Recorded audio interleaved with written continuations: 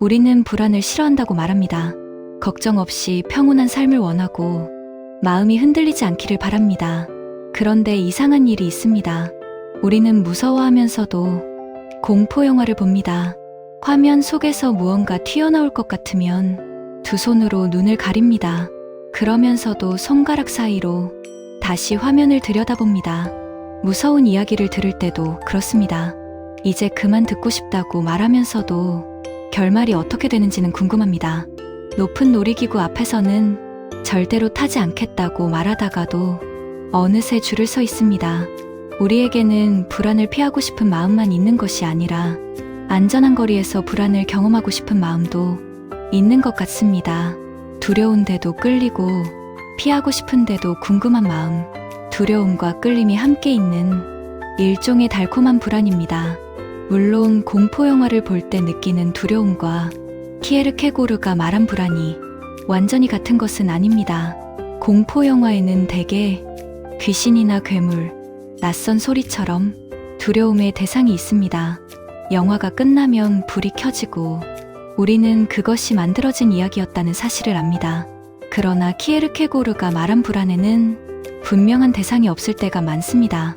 앞으로 어떤 삶을 살아야 할지, 어떤 선택을 해야 할지, 내가 어떤 사람이 될 수 있을지 아직 정해지지 않았을 때 찾아오는 감정입니다.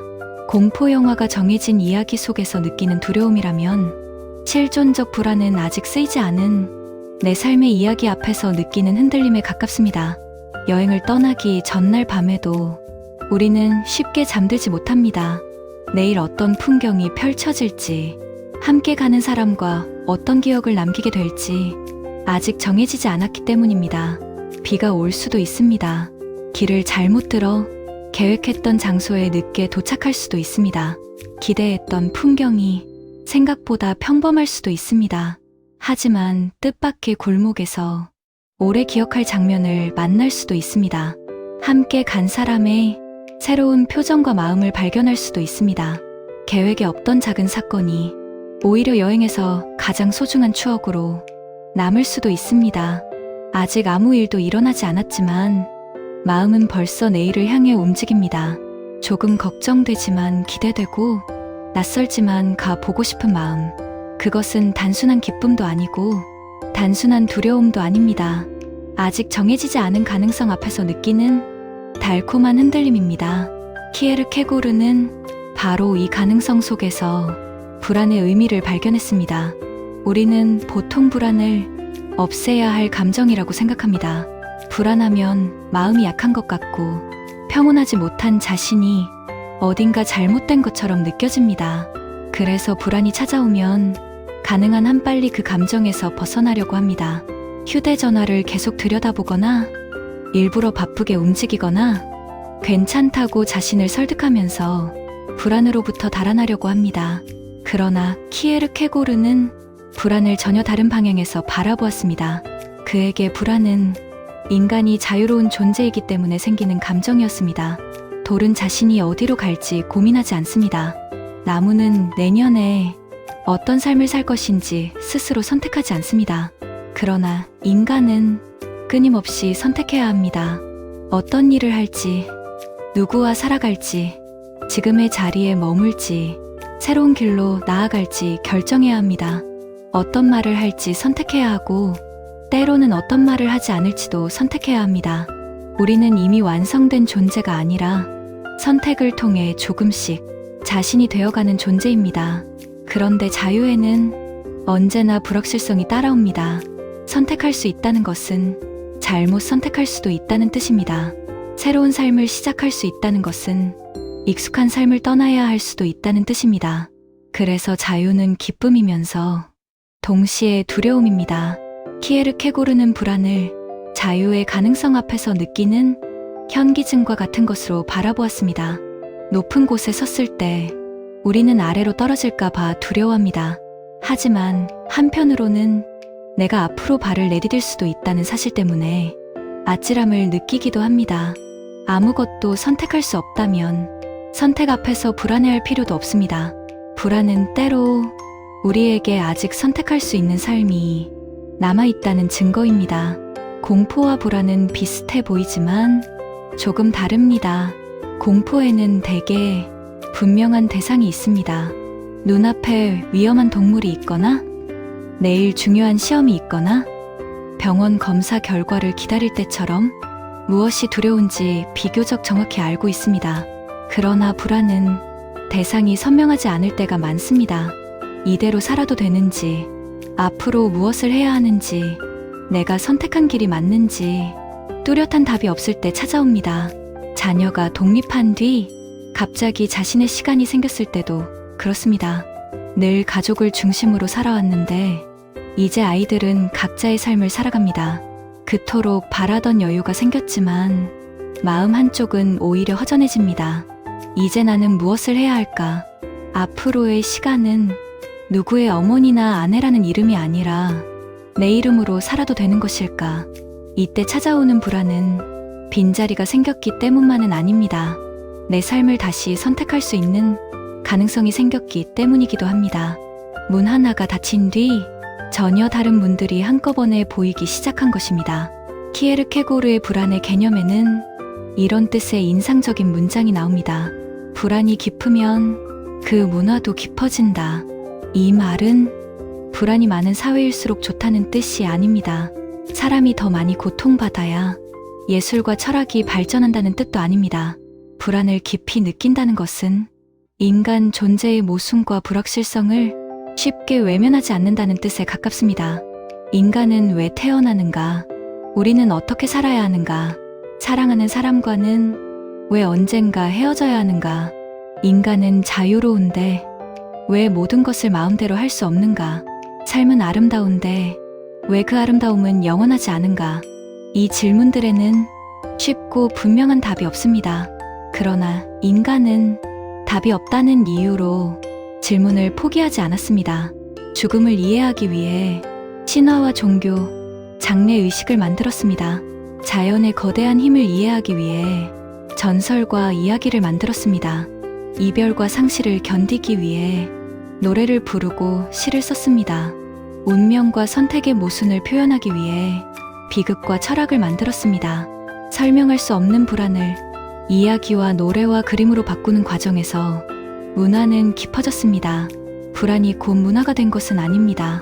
불안을 바라보고 그 의미를 질문하고 다른 사람과 나눌 수 있는 형태로 표현했기 때문에 문화가 된 것입니다. 인간은 불안을 피하기만 하지 않았습니다. 무서운 이야기를 만들었고 비극을 무대에 올렸으며 죽음과 운명에 대한 두려움을 신화와 전설 속에 담았습니다. 오늘날의 공포 영화도 그 오래된 문화의 한 형태라고 볼 수 있습니다.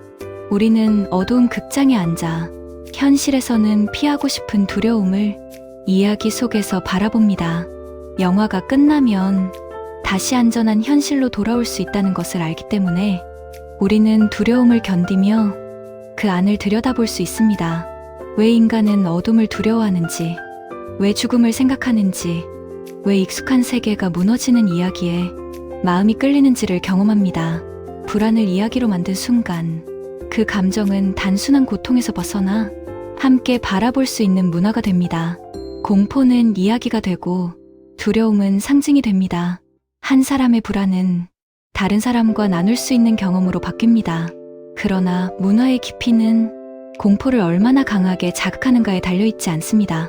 그 두려움 속에서 인간의 삶과 죽음, 자유와 책임을 얼마나 깊이 바라보는가에 달려있습니다. 꽃도 오랫동안 인간의 불안을 담아온 문화의 언어였습니다. 사람들은 꽃이 피는 모습을 보며 생명의 기쁨을 느꼈습니다. 그러나 꽃이 지는 모습을 보며 아름다운 것은 영원하지 않다는 사실도 깨달았습니다. 그래서 꽃은 단순한 자연의 장식으로만 남지 않았습니다. 꽃은 시가 되었고 그림이 되었으며 사랑과 기다림, 이별과 죽음을 표현하는 상징이 되었습니다.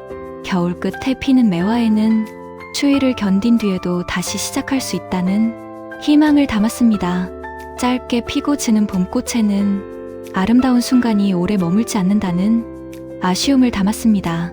늦가을에 피는 국화에서는 계절의 끝에서도 품위를 잃지 않는 삶을 떠올렸습니다.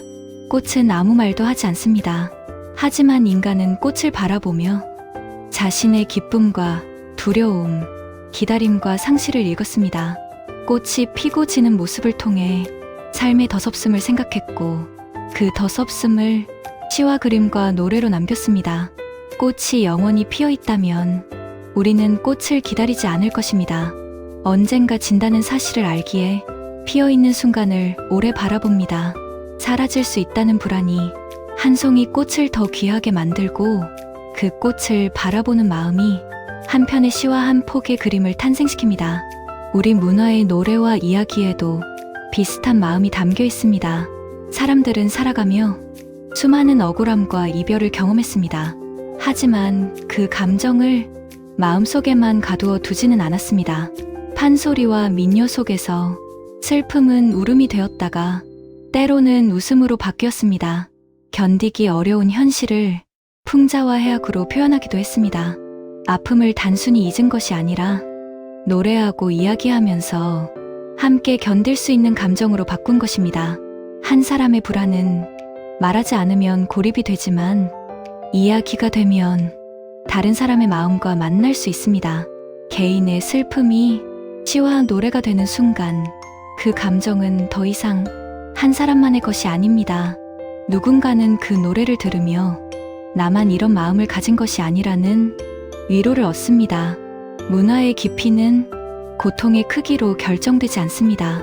그 고통과 불안을 얼마나 정직하게 바라보고 얼마나 섬세한 언어로 표현하며 서로 나눌 수 있는가에 따라 깊어집니다.